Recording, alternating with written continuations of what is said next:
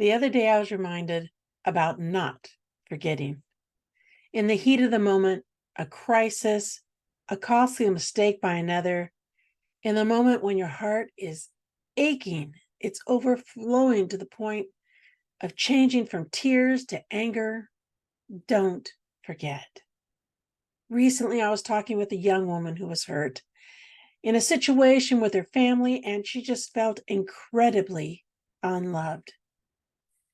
Though they were there for so many other things, she just felt like she was being treated unfairly.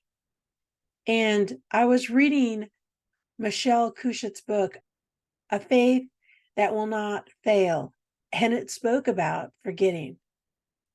And it reminded me to talk with this young woman about how her family had been faithful.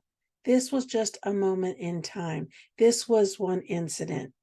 Yes, there probably was other incidents. We've all felt that with our families, but that here they were providing for her constantly as she grew up. Here they were going and staying at games or sports events, going early, staying late, sitting in the parking lot, waiting to pick her up, not complaining, taking her and her sisters and brothers to ice cream afterwards to celebrate a win. All of those things she had forgotten in that moment. And all she could feel was this anger burning inside of her that she was so unjustly being treated. People aren't perfect. We must remember that. And in all of that, when I was reading that book, she brought up the Old Testament, which I'm currently reading at this time. And it talked about how God says over and over to the Israelites, don't forget, don't forget. And yet you will see if you're reading the Old Testament, even though God was doing one miracle after another, they had forgotten. How on earth they had forgotten all those miracles that had taken place is because they're human. And when they felt pain, it was like in that intense pain moment, forgetfulness came really easy. That's what it was like for this young woman who was talking to me. In her feeling unjustly treated, she was in pain. Her heart hurt. It hurt worse because it was her family.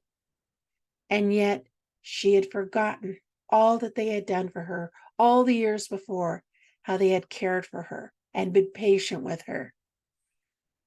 Isn't that the way it is with God? How he's always been patient with us.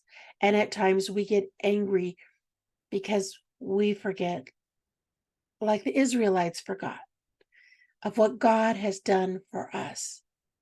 And then we start to become bitter and start complaining. The other day, my husband had forgot like 3 days in a row. We have an agreement. I wash the dishes, he puts away the dishes. Well, he kept forgetting to put away the dishes, and he's been doing it for the longest time. But he just kept forgetting. I was starting to get angry. And I needed to stop and remember John's true character. John is not trying to make his wife angry at him. John truly was just so busy with the day. He meant no harm. He wasn't trying to anger me. John's record with me is good, just like God's record with me is actually perfect.